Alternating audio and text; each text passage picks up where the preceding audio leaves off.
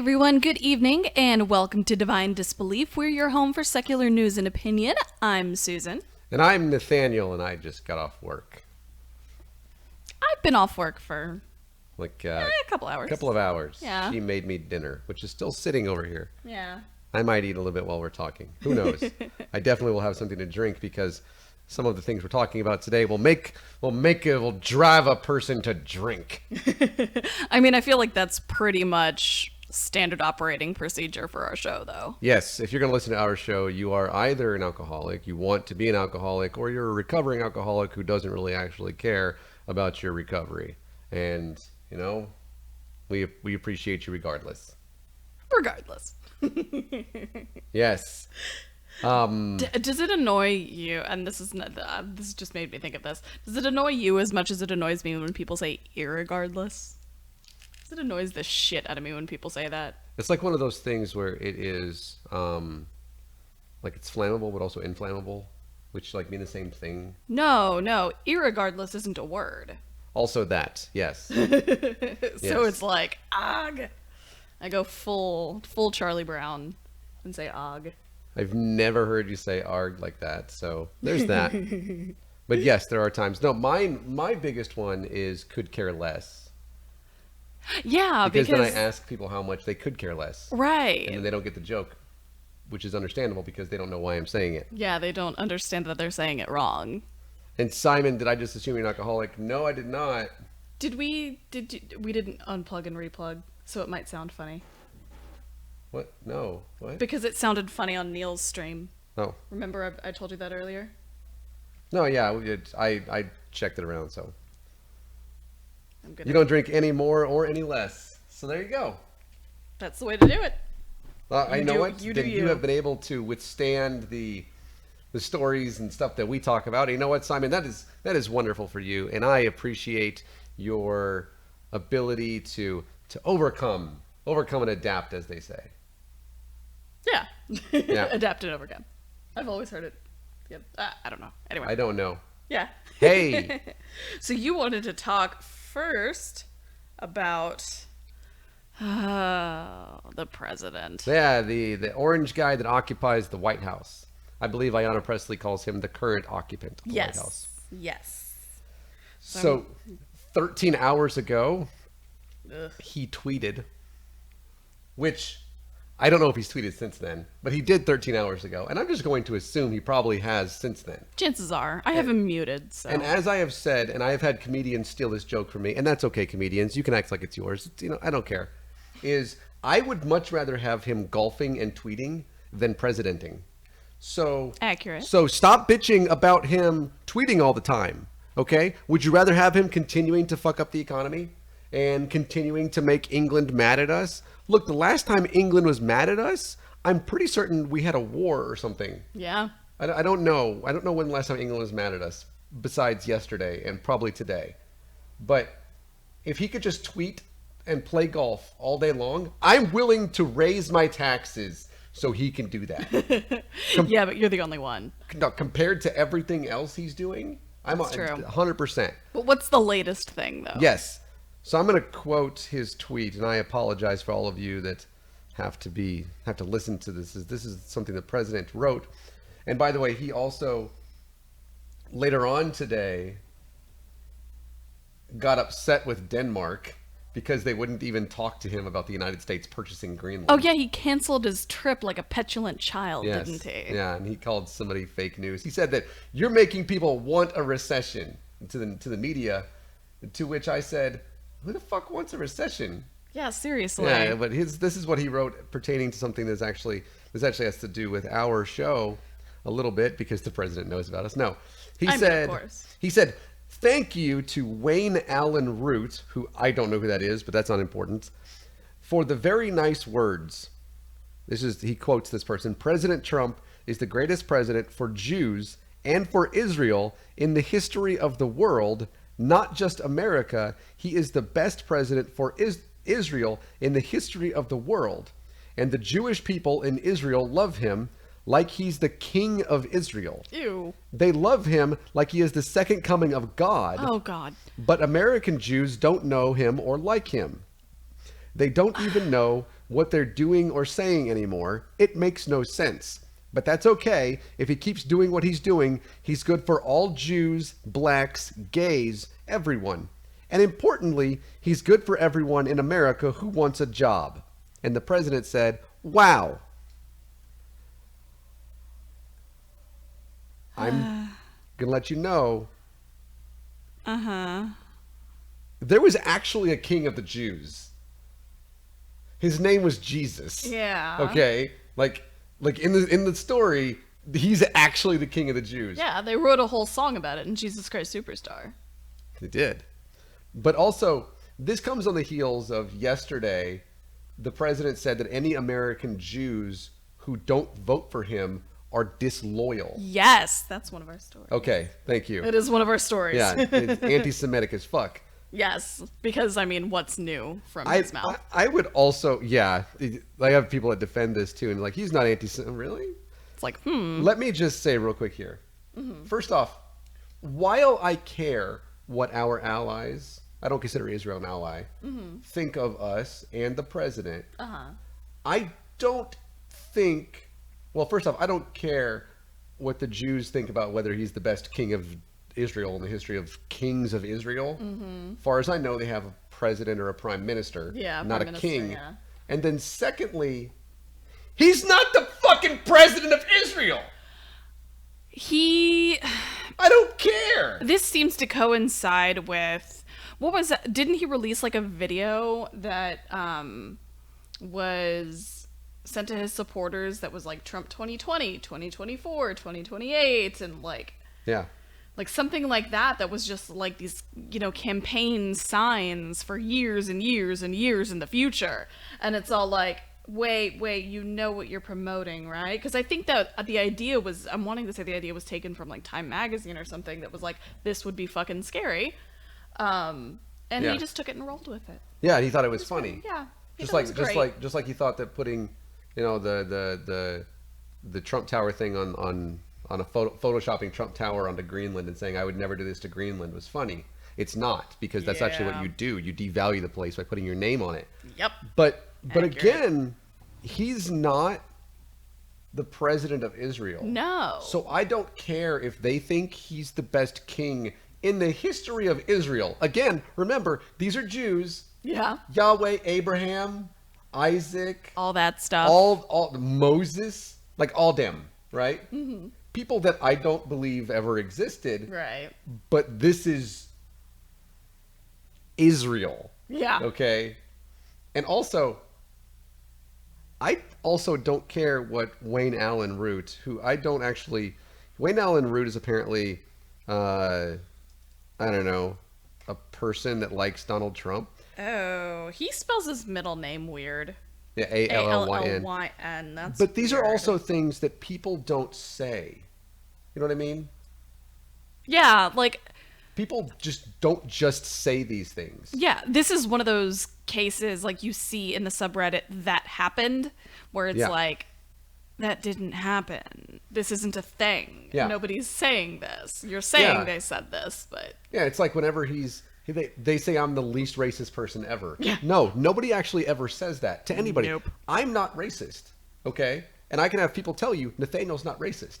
There's no such thing as a least racist person ever. It just means you're not racist. Yeah. That is a dichotomy. Yeah. It's, and he's like, and then I have these people from Iowa. Okay. I'm from Nebraska. I make fun of Iowa all the time. Yeah. For good reason, Iowa. It's not your fault. It's just who you are.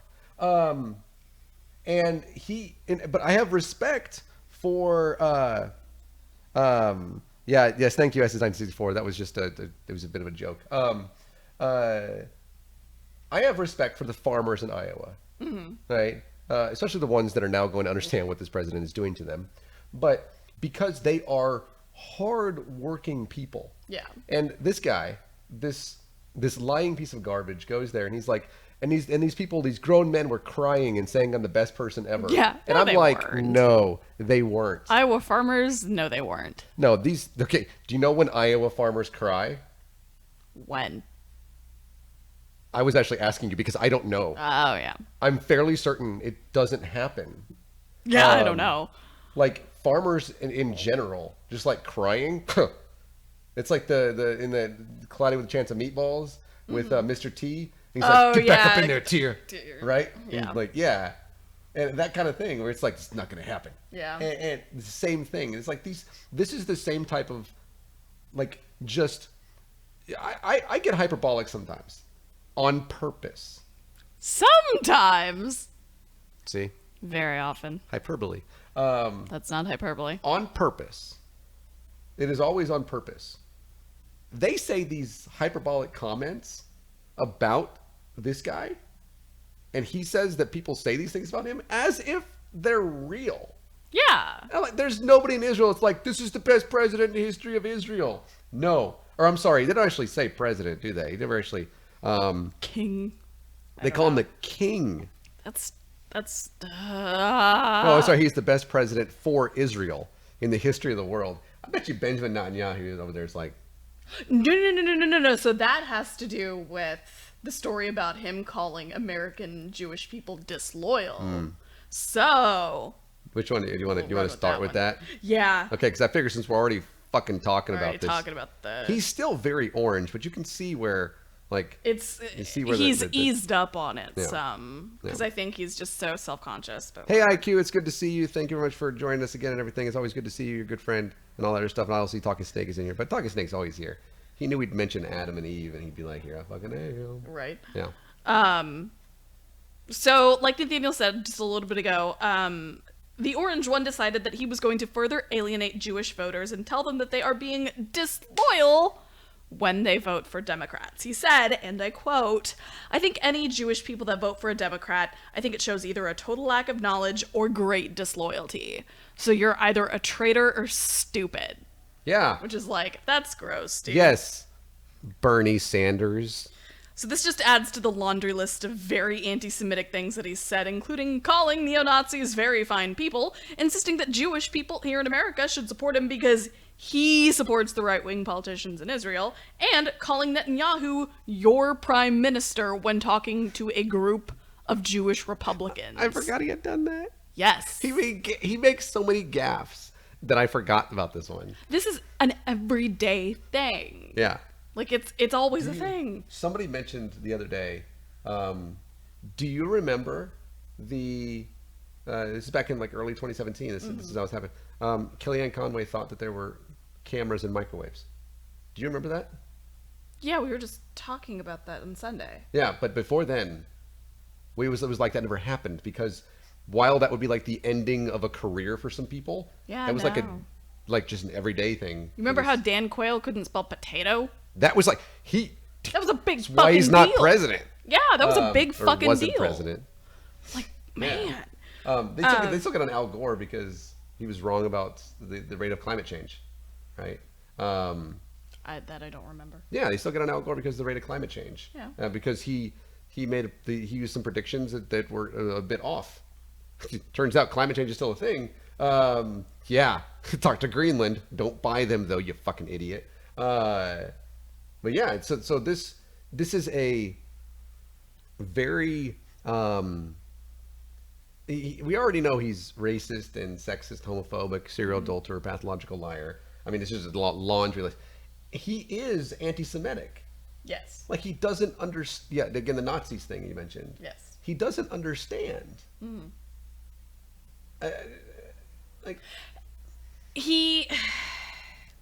It's like he likes to play both sides of the coin.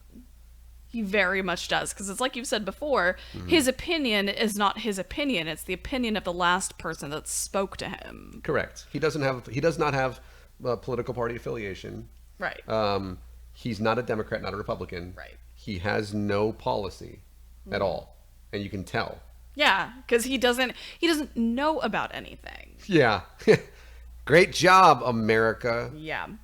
So the Jewish Electorate Institute ran a poll earlier this year and concluded that 25% of the American Jewish population are Republican, which is still a surprisingly high number. Yeah. 71% of the American Jewish population disapprove of his performance since he took office in terms of the rise in anti-Semitic attacks, and 50% say that Trump, quote, bears at least some responsibility for the shootings at synagogues in Pittsburgh and Poway. In the summary of the poll findings, they wrote, the Jewish American electorate remains overwhelmingly opposed to President Trump, motivated largely by the Jewish community's positions on domestic policy issues. These include immigration and healthcare, as well as concerns about rising anti-Semitism, gun violence, and the rise of white nationalism, which respondents partially attribute to President Trump. Yeah, I got a notification from CNN while I was at work today, so I didn't get to read it. But it's like the amount of people who have been arrested. One person like arrested on their way to go and do something. Mm-hmm. Haven't there been like 26 people arrested in the last couple of weeks? Just since Dayton. Yeah. And they were all hate related. Yeah. Like not your typical American mass shooter, right? No. Like, not just like your typical school shooter, because we can differentiate that in the United States now. Yeah. These people were like anti-Semitic. They were going to go into synagogues. Yeah. They were going to go into mosques. They were going after certain groups of people. Yeah. And you'll never guess, Susan. You will never guess. I promise. I probably will. Yes, you will. The overwhelming, as in 100% support for one person. Trump. Yeah, it is. And by the way, I might actually be wrong with the 100% thing. I apologize, but that's what I wasn't able to read it, but that was like written in the blurb from CNN that I got on my phone. And I'm like, this is some... It's disturbing that there is this connection that nobody is denying, that they're not willing to say anything about. Yeah. They're not willing to be all like, yo, this is a thing. This is all being blamed on, the support of Trump. And they're not willing to denounce anything. Like, I feel like if anybody had done a mass shooting or something, or, any hate crimes in the name of Obama, he would come out real quick and be all like, yo, no, I do not support this stuff. I don't stand for this stuff. Like, he'd be real quick. So, yeah. Let's see. So, what do we want to talk about first? We do have a few clergy crimes. I think we've got maybe just two of them. I was looking back at them again today. 3, really. Yep. Oh, come on. Yes. Yeah, the last. Did you read the 2 that I put in there earlier today? I read them. I don't really have much in terms of notes on them because I was brain fried. You can read just the headline, and there it is. That's pretty much what they are. So we'll start off with. Let's start off with a gentleman in Chicago, and I hesitate to use the term gentleman. We're getting a very early start on clergy crimes this week, obviously. So Paxton Singer, who's a former youth minister from Harvest Bible Chapel in the Chicago suburbs, has been charged with sexual exploitation of a child, and that child was at least 13 but no older than 17. And it's not just one child, of course. One of the boys had requests from Singer for shirtless photos and to spend a weekend with Singer for his own sexual gratification, while the other had requests from Singer to send photos of himself in his underwear. The first victim had the okay to testify about text and Snapchat messages he allegedly received from Singer, because he was under 17. But the other one was denied the ability to testify because he was 17, which is the legal age of consent in Illinois. So they said, you are a legal adult. We cannot, you can't. It's not a crime. Which is like, hi, you're still in a position of power over this person. It's ridiculous. Yeah.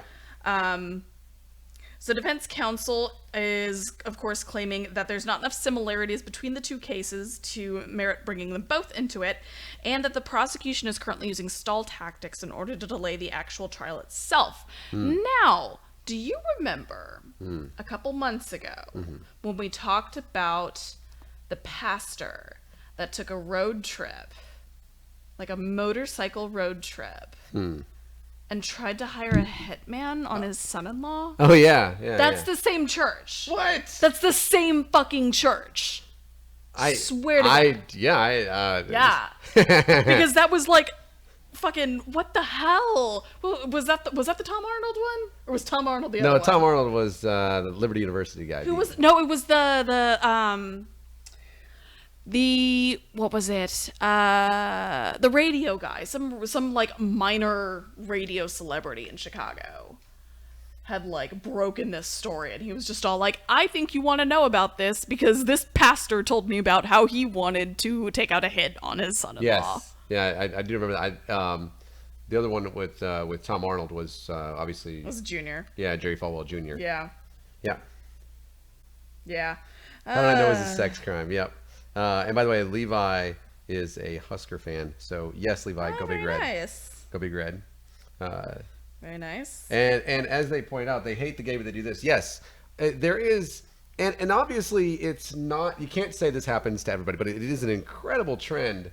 You can find the people who spew the most bigotry, and I think at this point it's like okay to say maybe we should check that person's search history, because it's not that much because there's so many pastors. Well, but this is an upward trend. This is the problem that I have with that, though, is that while yes, they are spewing from some very, very hateful rhetoric about the LGBTQ plus community, that seems like you're wanting to use the fact that we think that they might be gay as a weapon against them. Yeah. And I don't think that sort of thing should be weaponized. Yeah, no, I agree with you. But mine is like, we look at these people and it's almost all the time. Now, obviously it's not everybody who's, vehemently, anti-gay, bigot, but nominally the people that are involved in these things, we can look at the way they preached, and it's crazy how often we're able to find that kind of nonsense. I'm actually kind of happy that of all the protesting we do, we have not yet had to protest a church like this. Right. Or like Harvest Chapel, or whichever one this is. Yeah. The other one up in Chicago that wouldn't even address the fact that their pastor had done all this stuff. Right. And for us, it's like, no, we're just protesting the people that say you should die. Yeah. Thankfully, those people seems minimal in comparison. In comparison, they're just like, they haven't actually committed a crime. Right. It's like, but the fear here though again is that it's like, the trend is that it's going to happen here. Yeah. If it's not already, we just don't know about it. Yeah. So. So let's stick on the subject of clergy crimes. We'll move on to Tennessee. We haven't talked about Tennessee in a while. Yeah. We had a Tennessee streak, and now it was broken. Not anymore. Yeah. Now we're back on that Tennessee wagon. So this one's not quite a clergy crime. It's like clergy crime light because he's not actually a member of the clergy, but he's still mentioned in this specific article from Fox 17 that he is a prominent leader with the Church of Jesus Christ of Latter-day Saints, quote unquote. Mormons. AKA he's a high counselor is what they also call him. So Stephen Murdoch was arrested last week, and he's accused of being a peeping Tom and taking photos of a woman while she was in a dressing room at the H&M in Opry Mills Mall in Nashville. Murdoch was on vacation in Nashville when this whole thing took place because apparently waiting until you're home to satisfy your creepy urges is, out of the question. Not like you should fulfill these urges due to lack of consent, but still, you get what I'm going for. Yeah. The victim alleges that Murdoch directed her into a dressing room like he worked there. And when she began to try on the clothes she brought in, started filming her with his iPhone. Unfortunately, the woman says, unfortunately, I felt disgusted with myself. I felt like what I did was wrong. What if I wouldn't have done this or wouldn't have worn this? I did feel violated. I felt gross. Like, why is this happening to me? And of course, Murdoch's wife, who was there with him asked the victim not to call the police. Yeah. Which is like, this is just like the woman, I know we referenced it on Sunday, we probably we've referenced it before, but it's just like the pastor, the youth pastor with the two girls, one of them, you remember the one we're talking about, who was cheating on his wife, and she was like, he's changed, she's fine, he's good. No. And we see, we shouldn't be surprised by this anymore. We really shouldn't, but we do need to move the whiteboard in here so we can keep track of what denominations and their clergy crimes. Yeah. Just because, you know, might as well start keeping track. So, I'm really, really glad that he was arrested, though. Like, despite his wife's protesting, I'm really glad that he was actually arrested. And I really hope that they do not go easy on him. We see so many cases of that where they go easy on these pastors and ministers and stuff like that, saying they're a man of God and blah, blah, blah. But more often than not, they go out and they're repeat offenders. So they just end up doing it all over again. Right. In other sad news in Nashville, there was a man who led Tennessee State Police on a high-speed chase. He was naked. Oh. His name, by the way, Lawrence Bean. He was being chased by Tullahoma police. And they terminated the chase at high speed. And by the way, it was simply indecent exposure. The vehicle ran off of the road and overcorrected, which hit a mailbox and then careened into several trees and rocks. And then it struck another vehicle and flipped over. And so the person who was not wearing any clothing did not survive the crash. So sad news all over in Tennessee. Yeah, that sucks. Yeah. Like all around. Yeah, you don't even get to be in clothing whenever you're... Yeah. Like whenever they extract your body, you're already naked. Yep. Oh, man. That I hesitate to make any Yeah. jokes. Sorry there, Mr. Bean. Because that's just sad. Like, that's just yeah, legit that was sad. just sad news in Tennessee. All over the place, sad news. But thankfully, that young lady was able to get the phone away from the LDS guy. Yeah, and she, like, booked it. Yeah, and she was like... She's all like, no, yeah, motherfucker. She took his phone. Yeah. She was like, I'm not letting you get away with this. Yeah. It was really cool. So that's yeah. pretty awesome. So good news, and then also sad news for the naked indecent exposure fella. Yeah. Man, I just happened to see that while we were. Yeah. So works for me. Yeah. So let's come back to Texas for a second. Oh. Dan Patrick. Dear Dan Patrick. Oh, Dan Patrick. The words that I would say to you if I were standing in front of you would not be very nice words. I have lived in Texas my entire life. I like it here. I have a tattoo of the state. Stop fucking it up! Anyway, so in the wake of the mass shootings a couple weeks ago, we covered Lieutenant Governor Dan Patrick and the notorious piece of crap that he is. He had made the claim that the entire reason behind the mass shootings was because students aren't allowed to pray in schools or discuss the shootings, as well as mental health and violent video games. Yeah, not racism. Yeah. Here's a tip, Dan Patrick. The next time, and because we know it's going to be a next time, we know it's not if, we know it's a when. Yeah. The next time we have a mass shooting in Texas, just keep your fucking mouth shut. Just don't.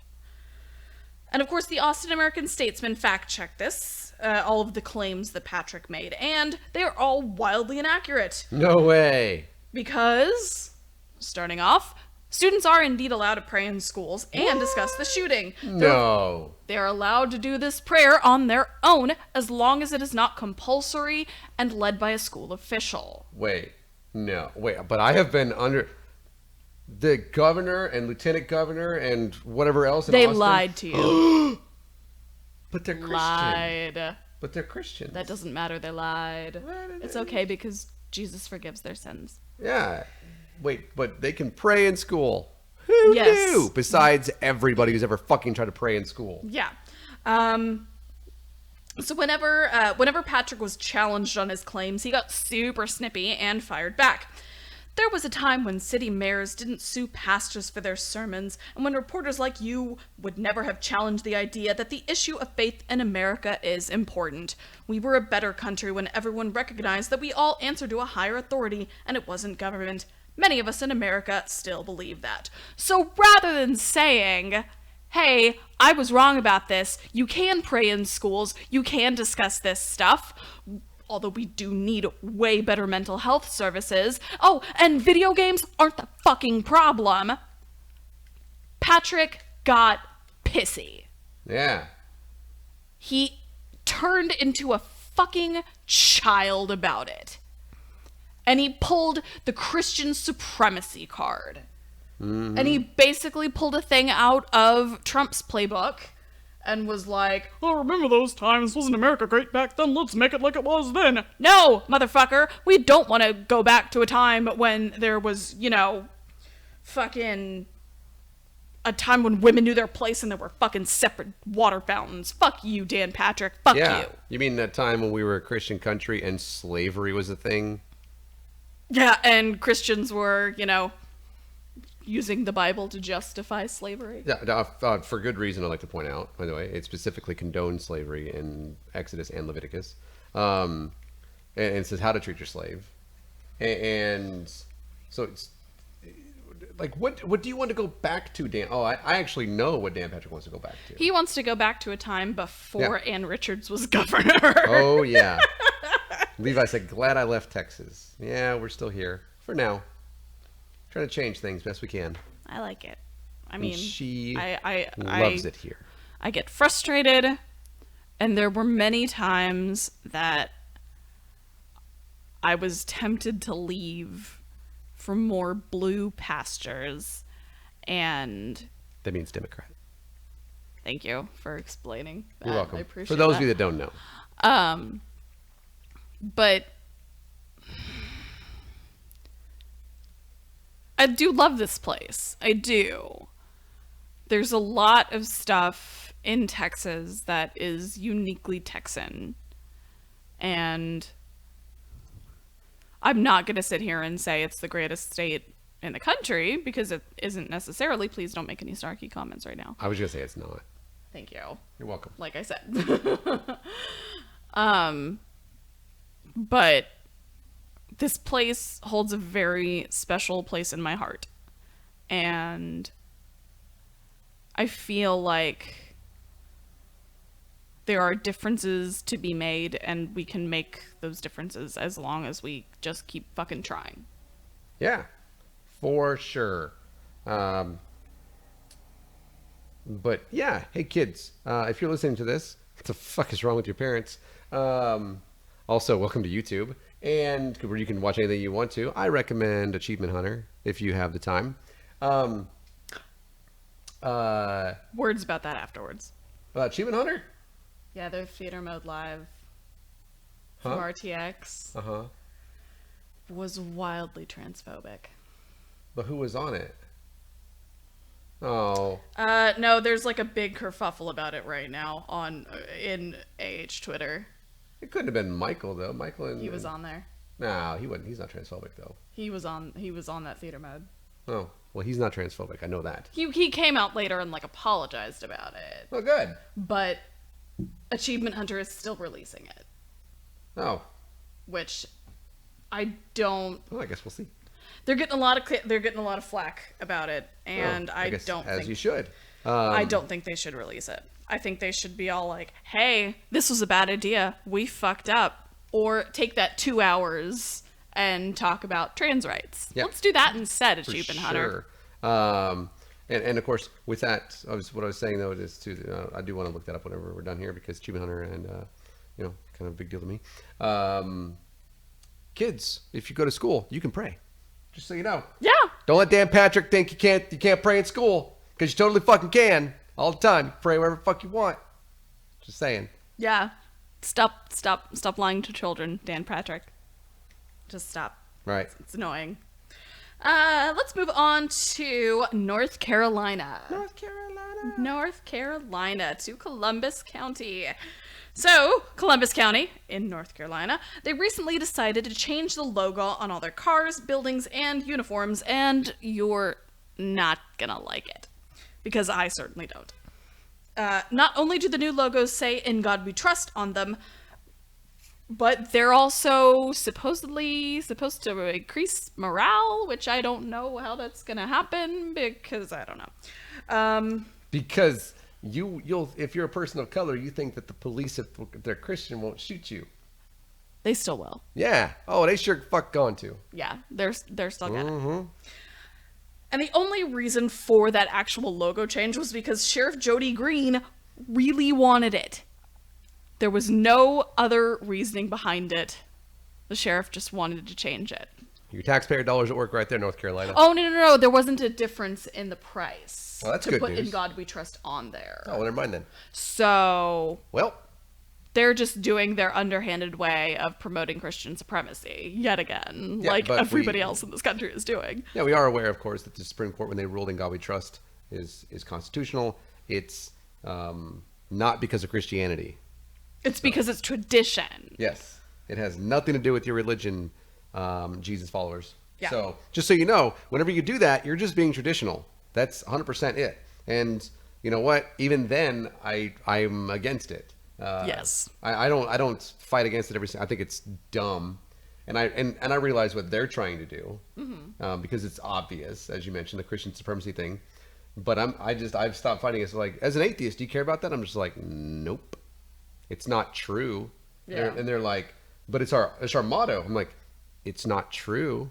Yeah. You know, it's not. What God do I trust in? Yeah, it's like there is no God for me to, Or like, that I trust. Or you look at some folks, some of like the polytheists and some of the pagans and some of the witches that we know. Yeah. Yeah.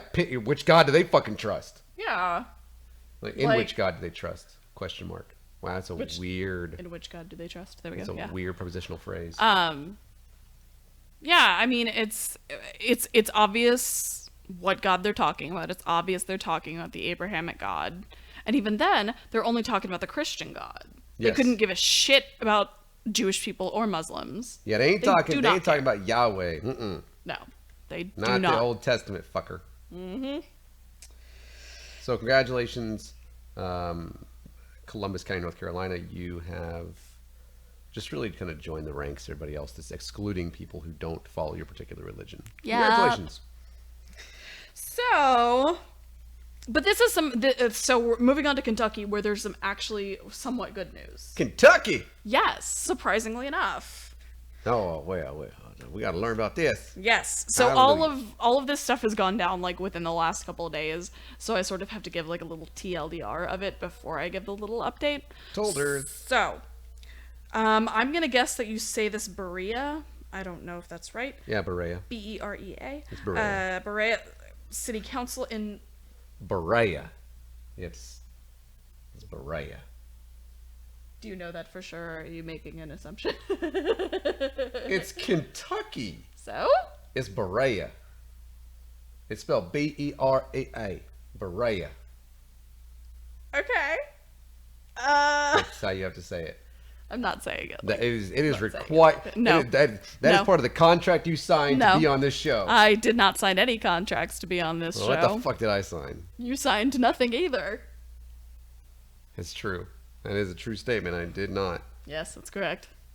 Gonna look at my nails. So the Berea City Council in Kentucky wanted to hire Berea Baptist Church senior pastor Kevin Slemp to give all future invocations at their city council meetings for $25 a pop. So now one council member, Emily Ladouceur, said, "Hang on a minute," and they revised the plan, but only to remove the $25 fee.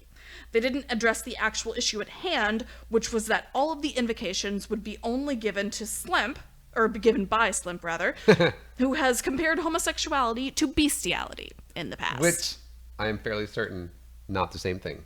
No. Okay, thank you. They're not. In case anybody listening was wondering. So last night, though, and this is actually last night, not last night in last week terms, like I sometimes do. Last week tonight? Yes. Last week, last night? So the council decided to delay the vote on the issue until they had done some proper research into the legal ramifications of what they were doing. And when people made public comments, a good majority of them came from Christians who said that they didn't want Slimp to speak for their faith. A local pastor actually had made a statement as well, saying that his history studying religion did not mean that, quote, my prayers as your chaplain or as an invoker of God's presence at these meetings is any more valuable than the prayers or the silence of anyone else. So I've got to say, good on this community. Like, this is a surprise that they are willing to step up like this.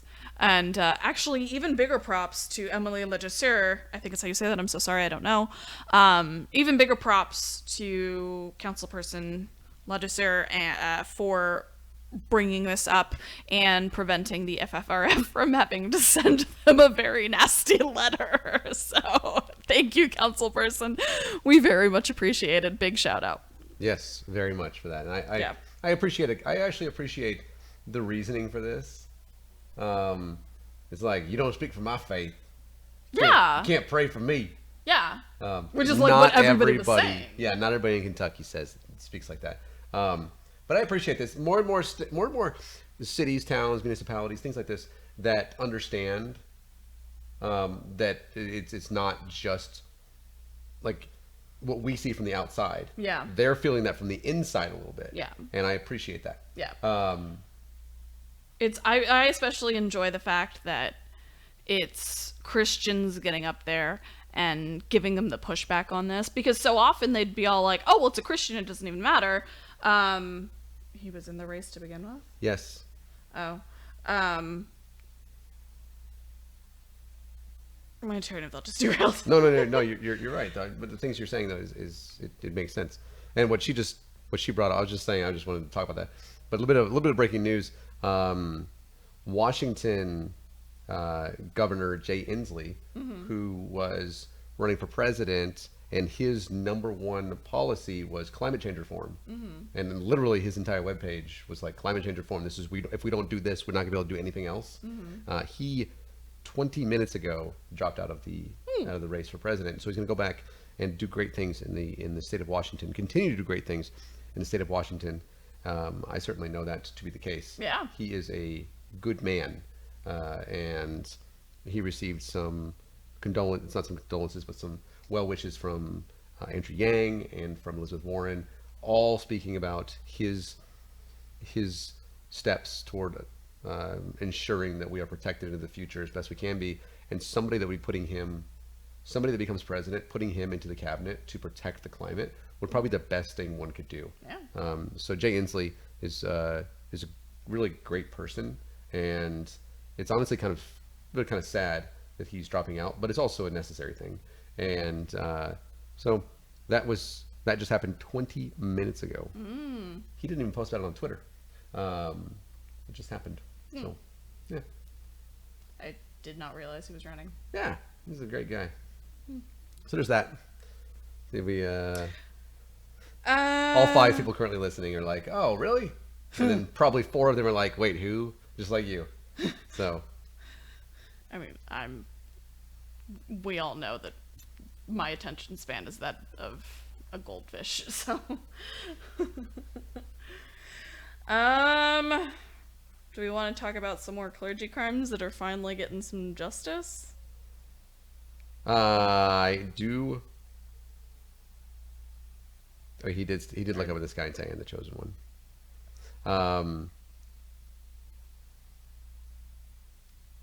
Do we? That's weird. Yes, absolutely we do. Let's see. Sorry, I gotta close up my tab there. Almost 50 years after a man was allegedly sexually assaulted by Father Louis Brillard, the man who is bringing the lawsuit against him says that he still has nightmares pertaining to the events.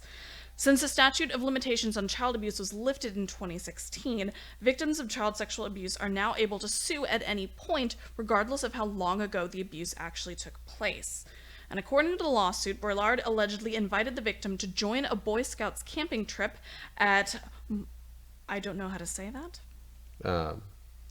Sorry. Malojloj? I don't know. I can't pronounce shit. Falls, where the priest instructed everyone to take off their clothes and then proceeded to touch all of the boys. Every single one of them.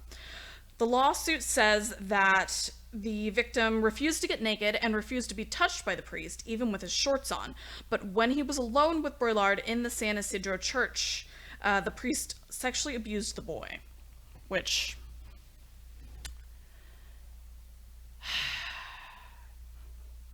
Again, we shouldn't be surprised by this stuff anymore. Mm-hmm. But it's still...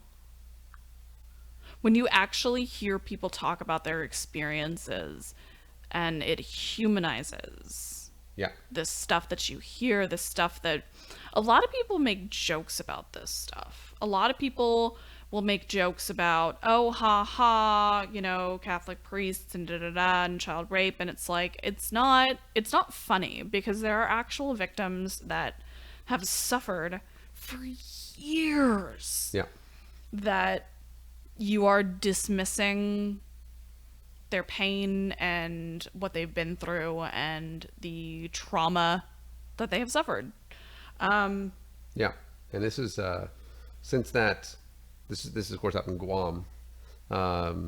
Since that was lifted, that statute of limitations, YYY, who of course they're anonymous, the 273rd person to accuse somebody, to accuse a Guam priest or others associated with the Catholic Church of sexual abuse, which spans, as you mentioned, from the 50s to the 1990s.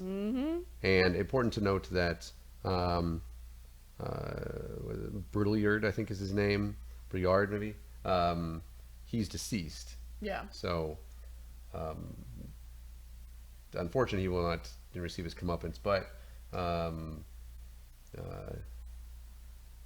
being able, I think, to finally come out and speak out against this stuff, again, I think it provides some catharsis for some folks. Yeah, and it takes a lot of courage, because, like I said, you do end up inevitably, sometimes being the subject of a lot of those jokes, and people will doubt what you say, and they'll, question what you did, and we need to stop doing that to victims. We need to stop victim blaming. We need to stop shaming them. We need to stop basically saying you brought this on yourself, and what did you do? What did you say? Did you invite this? And da-da-da. We need to stop doing that shit. We really do. I agree.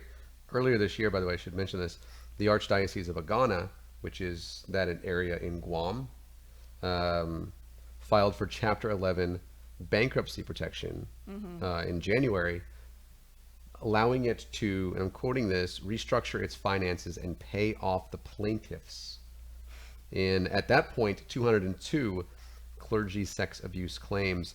It listed, by the way, at that time, 22.96 million in assets with 45.66 million in liabilities. Jesus.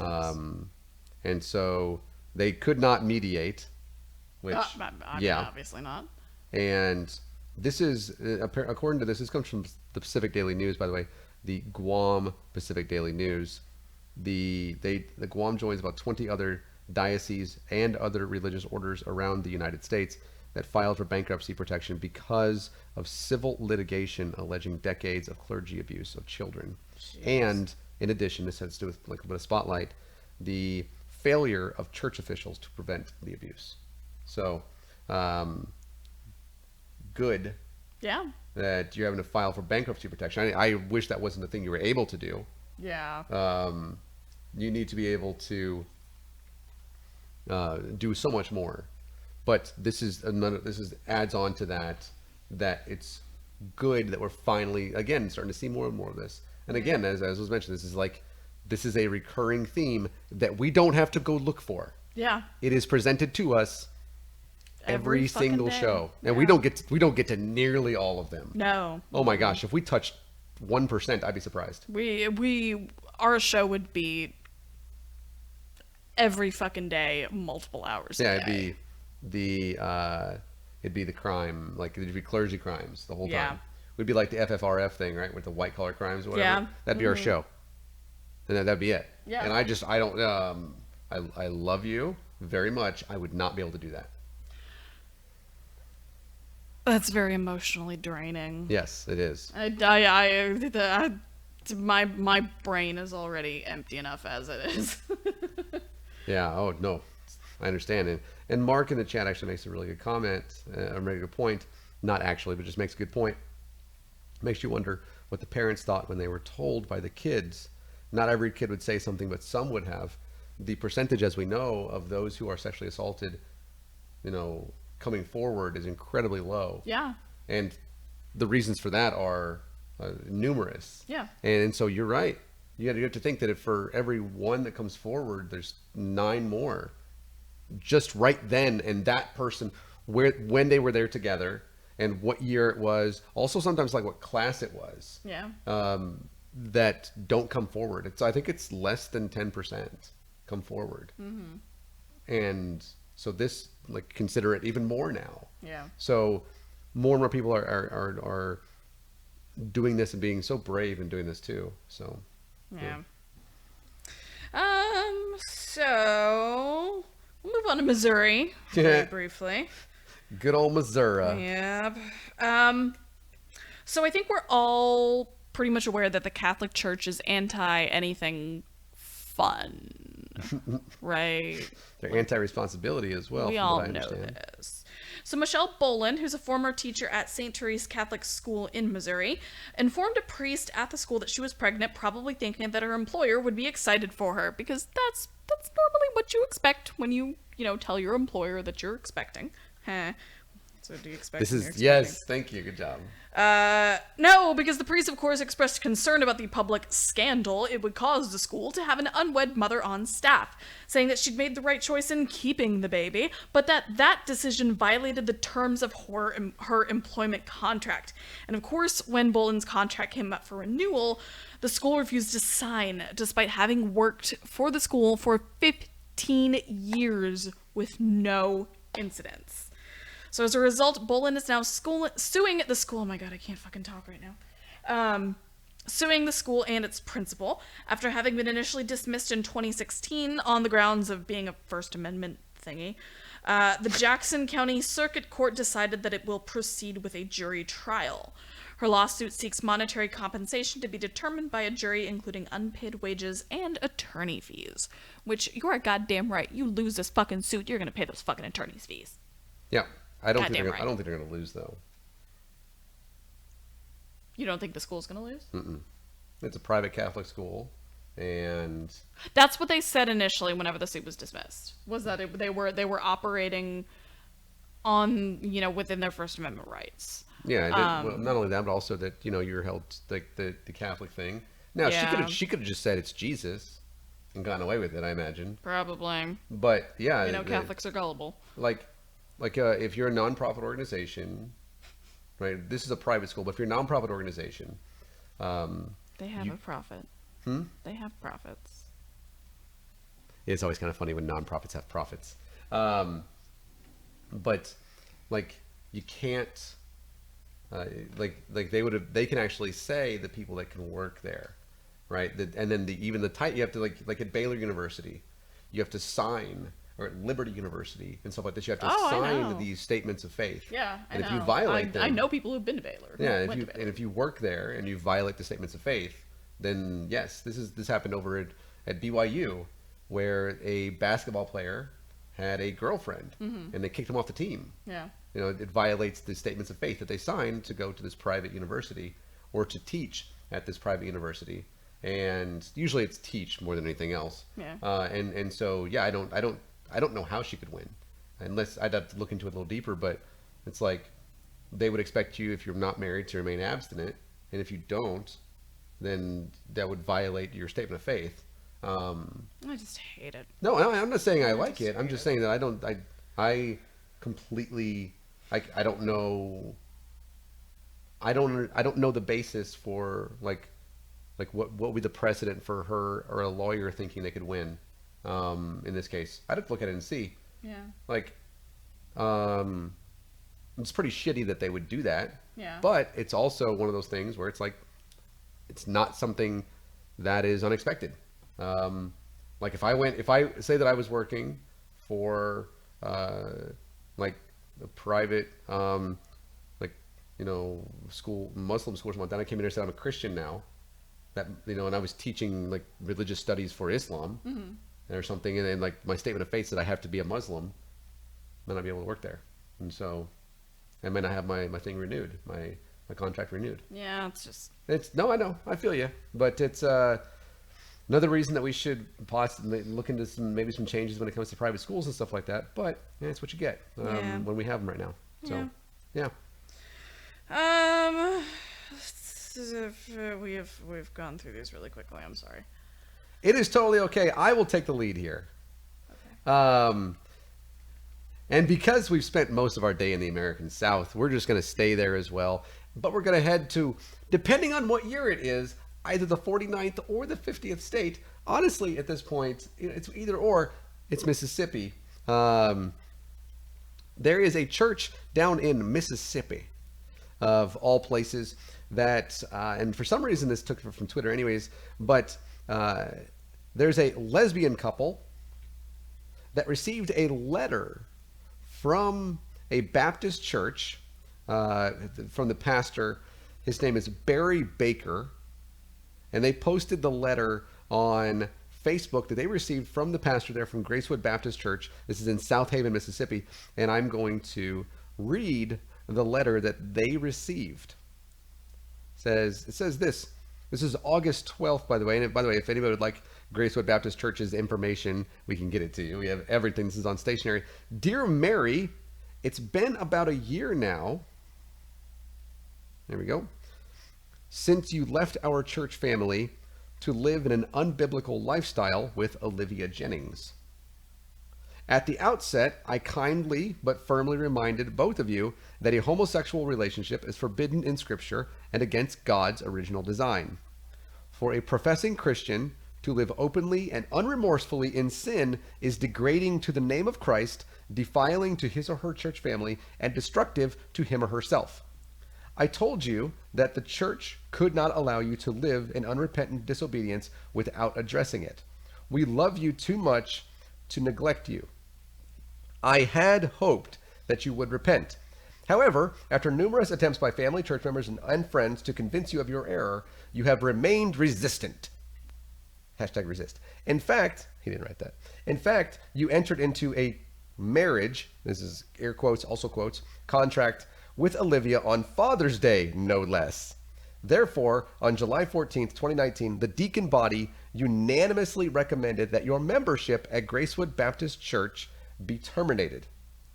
With much sadness, the church held a special business meeting on August 7, 2019, and voted without objection to end your membership. Upon your request and evidence of repentance and reformation, however, you may be restored to full fellowship at Gracewood by the vote of the body. As the Father rejoices over one lost sheep being found, we will celebrate your homecoming. We will pray and wait expectantly. Barry Baker. So I don't know what she said, but I do know. I don't know what she was thinking whenever she left the church, but I know what she said now. Mm-hmm. She said, okay, whatever, going to a better church now, love my wife and Christ. So, that's great. She also, by the way, was kicked out of her family's house. Yeah. And she said that she was heartbroken, went into a state of depression, but they now go into an inclusive church in Hernando, Mississippi, about 12 miles away. And, good for her. Yeah. Yeah. Thank you, Pastor Baker, for wasting people's fucking time.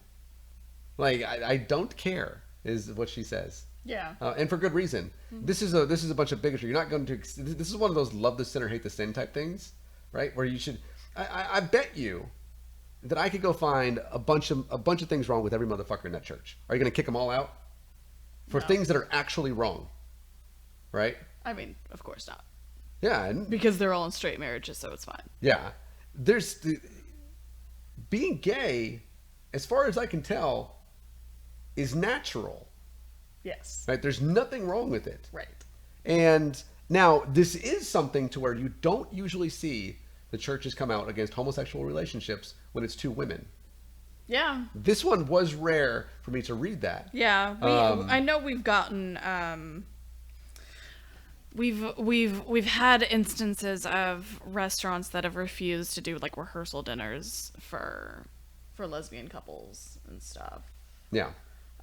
But not something like this. As Maya says in the chat, it's like an ex-boyfriend trying to break up with me. Like, it's like, I left you 3 years ago. Yeah, why are you trying to break up with me? This is one of those things where it's like whenever what's her name with the soccer player Megan Rapinoe was like, we're not fucking going to the White House. Yeah. And the president was like, we're going to invite you, and she said, we already said no. Yeah. This is the same. This girl's like, I don't want to come back. Yeah. I don't want to be part of whatever you're doing. I've already got something better. Yeah. And I also have my partner in my life. Yeah.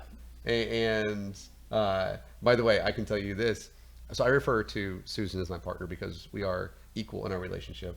I did it earlier today, and yes, a person did assume that I was gay, and he not in a bad way, but he definitely called Tim Cook like one of our like brethren type deal, and I was like, I'm just gonna let this one go, Yeah. And it's like I can't be upset about this. Yeah. I mean, because the relationship's beautiful regardless. And I thought it was really funny. Yeah. And I was like, and the stories that he told were really funny too. So, but being in a great partnership with somebody who makes you happy, I think is most important. And this type of nonsense, I imagine that the church was probably thinking that they were reacting in love or some sort of nonsense. Yeah, because whenever they use the whole like lost sheep thing, yeah, like the prodigal son bullshit, it's like, you're not gonna greet her back with open arms. You're never gonna forget this. Yeah, you literally never will. Yeah. Do you think that she's gonna like not be gay? I mean, I think that's what they think. That's like me trying not to be straight. Yeah. It is impossible. Yeah. I cannot be gay. Like, I have zero desire to be gay. Never even been tempted by it. Let you know that. Yeah. Not even like in a reach around weird kind of way. Nope. Nothing. Not weird, by the way, but you know what I mean. Like, not even in some like odd way that a person could like fantasize about it. Yeah. Right? Nope. And I think like she's still gonna be gay. Yeah. And she's just going to be, going to a different church and potentially tithing at a different church. Yeah, getting that money to the other 12 miles away. And in our final story of the evening, it's a lot. We are bringing up Mark Taylor. Yes, Mark Taylor is. I hate this guy. He has become a bit of a celebrity on our show. No. This is. I hate him. He looks like an odd-looking Jeff Foxworthy. So you know how I have that "Make America Kittens Again" extension? Yeah. It replaced a picture of Michelle Bachmann. Did it replace the one? Oh yeah, did it replace the one above too? No, because it's doesn't just have Trump in it. Yeah. So Mark Taylor, by the way, if you don't know Mark Taylor, be glad. Yeah, it's like congratulations. Don't look him up. Yeah. He was in a movie called The Trump Prophecy. It's awful. Don't watch it, but if you have the opportunity, if you have to watch the CinemaStop version. Brad Jones does Brad Jones takes he bears the burden for us. He's basically Jesus. Basically. Just bald and with glasses that don't have lenses. Yeah. True story. Yeah. And he did a review on the Cinema Snob of the Trump prophecy. Turns out, by the way, this will surprise you, it's not a very good movie. It's not. And he also, I think that person right there, by the way, Mark Taylor, was also somehow involved with Amerigeddon. Was he? I don't remember, but while she is looking that up, because he's been involved in other Christian films, to where he himself, in a dream, I don't think he apparently foresaw the presidency of Donald Trump. Is he not? No, okay. No, that was Somebody else. Alex Jones. Alex Jones was in that one. It multiple and roles. the guy from You're Never Gonna Take My Christmas. Who was that guy? Yeah, Colonel Crane. There he is. Marshall R. Teague. Yeah. Oh yeah, because he's in Last Ounce of Courage, right? Yes. Yeah. Who was the guy? Because there is a guy, like the main character in that fucking story. Thanks, Mark. It looks like he used to have stretched earlobes. Yeah. I'm pretty sure he did.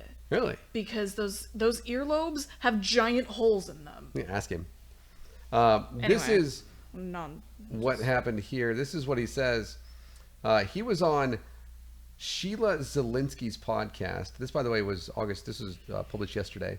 He was on Sheila Zielinski's podcast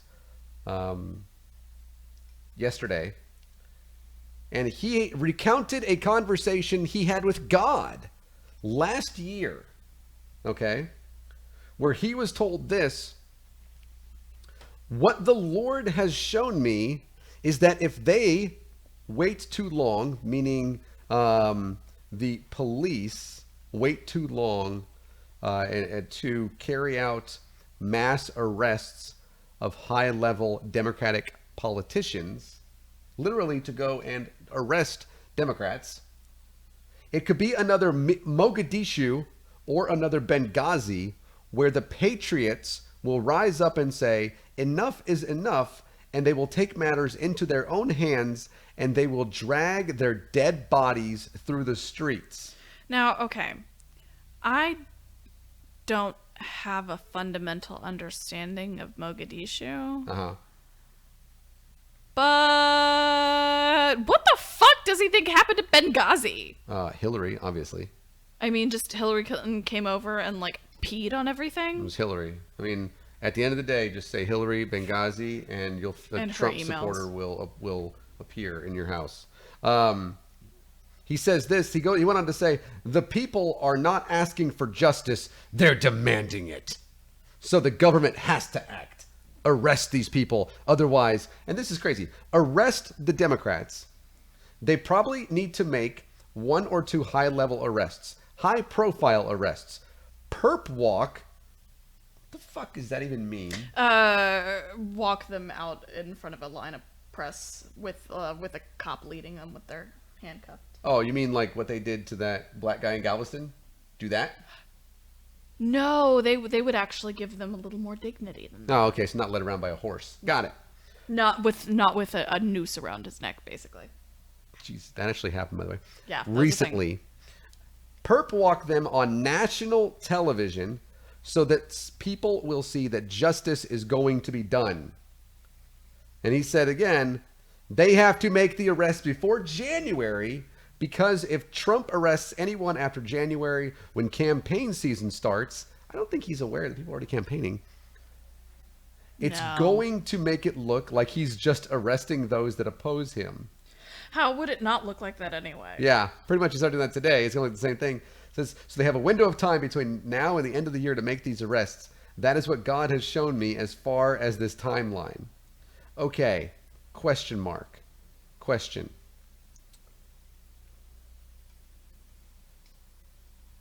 Without the obvious, what the fuck? Arrest who and for what crime? I feel like this should be a game. Who are they going to arrest and for what crimes? I think they'd arrest Nancy Pelosi.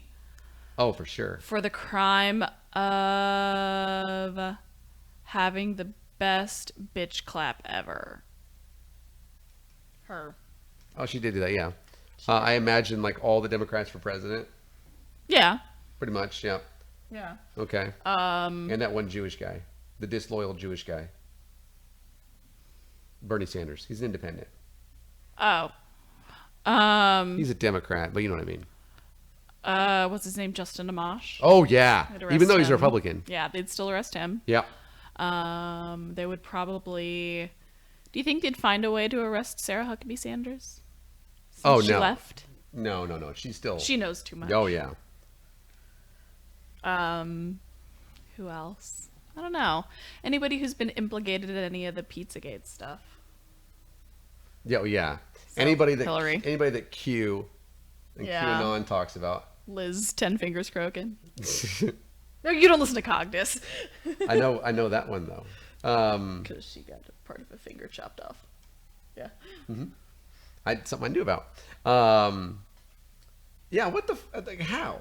Seriously. Yeah, it's exactly what he says. They would just be arresting people who didn't agree with Trump. They'd be arresting them because they didn't agree with Trump. Yeah, it's like high-profile Democrats. You mean like Schumer? For what crime? You can't do that. Yeah, you can't just... Otherwise, patriots are going to go and drag them out of there and kill them. Yes. So they are going to commit treason. Yes. They're terrorists. We already have terrorists in this country that have been... 26 of them have been arrested in the last 2 weeks. 3 weeks, whatever. That is some nonsense, man. Yeah. Don't listen to this person, please. If you're out there, even if you hate us, I don't care. Don't listen to this person. Mark Taylor, I hate you. Yeah. And I feel like it's so we finished up with all of our articles pretty quickly, but that's okay because I found one more, and it's one you're going to like. Uh-oh. No, one you're actually going to like. Okay. You're actually going to like it. Okay. I would tell you if you weren't going to like it. I'd be like, and you're going to love this one. No, this one you're really going to like. Okay. All right. So in Missouri, we already spoke about Missouri one time. That's how you say it if you're from there, apparently. Oh, I don't have this. No, you don't, because I You're hiding it from me. Yeah. Okay. This is really, really cool. See, don't look, because I gotta read it, and you can see my screen. Okay. Stop looking at my screen. You're looking at my screen.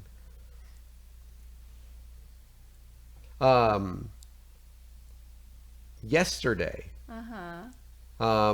newly elected Democrat in St. Louis City Council, Kelly Dunaway, was sworn in. She was the one sworn in on the Dr. Seuss book. Yep, she is Dr. Seuss. Was sworn in on the book the Places You'll Go. So yeah. my biology teacher in high school that I took both Bio 1 and Bio 2 from chose a couple of students in every class to get. I didn't get one, but he chose a couple students in every graduating class to give copies of the Places You'll Go to. Yep. I ran into him a few years later, like in 2009 or something, at the HEB that I worked at, and I was just all like, "You grew your hair out."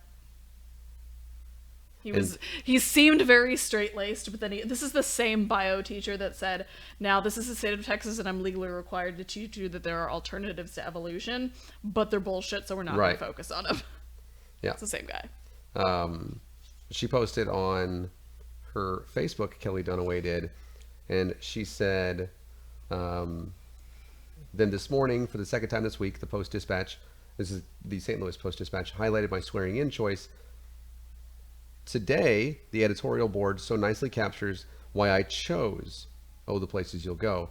It's the same reason that you all believe in me and our campaign, because I see a brighter future for all of us and am steering myself in the direction of building it.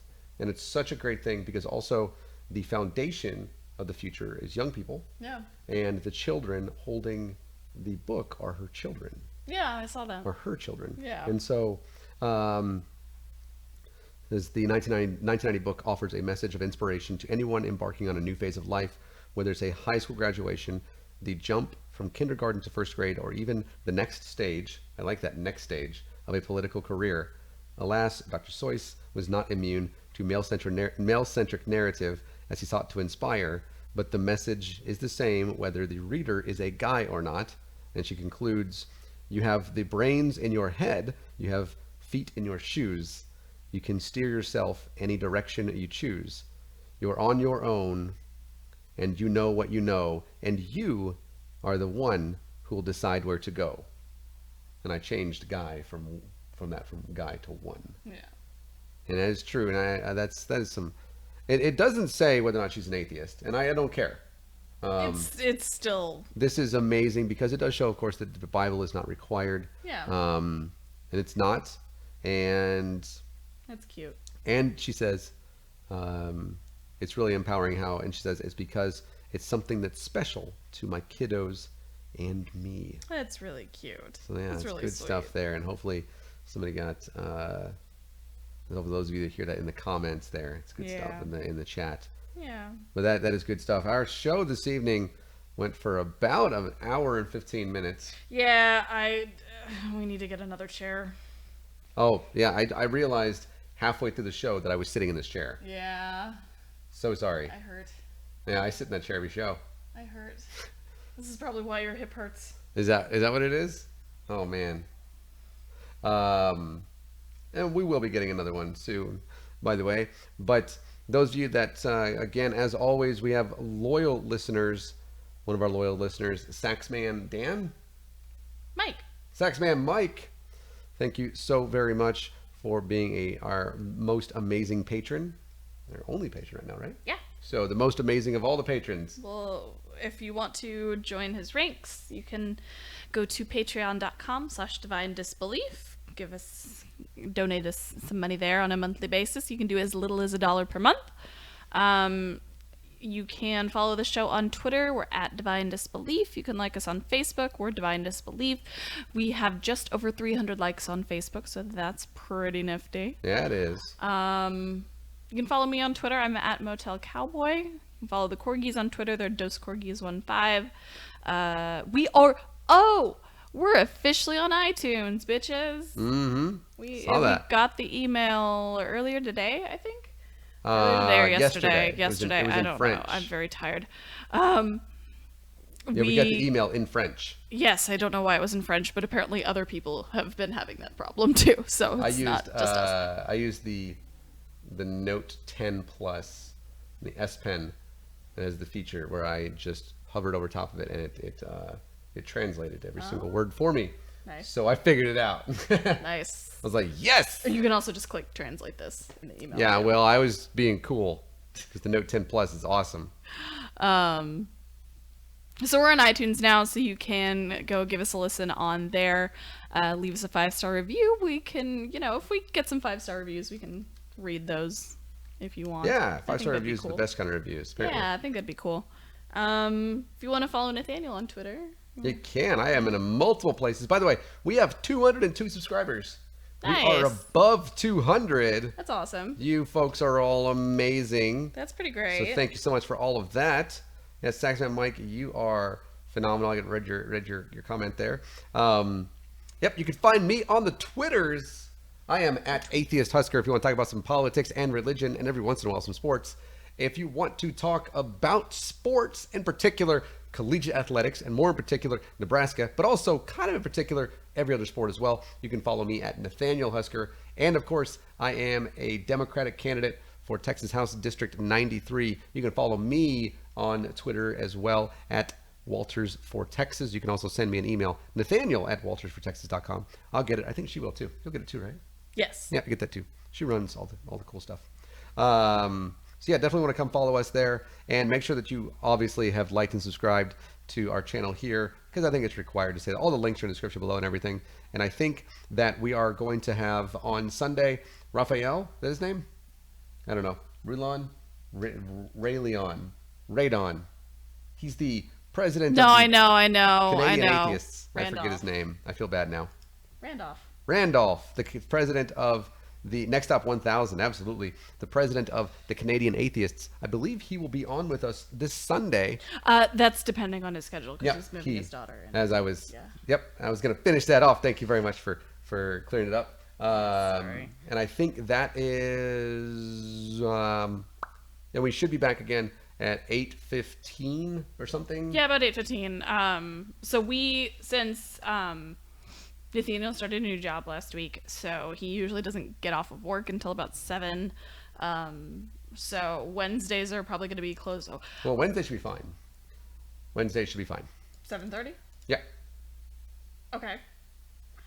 In that case, Sundays aren't going to be until probably about 8:15. 8:15, somewhere around that time. And you'll be able to see that in advance because we'll have it on, we'll have it up on Twitter and we'll have it on here as well. Yep. So, just follow us there. And I think that is about it for me. You? Yeah. We don't have a sign off yet. I'm So very tired. Yep, she's tired, as you can see and hear, because she said it a few times. Sorry. No, it's okay. It's okay. And we will talk to all you folks on Sunday evening. Bye. Bye.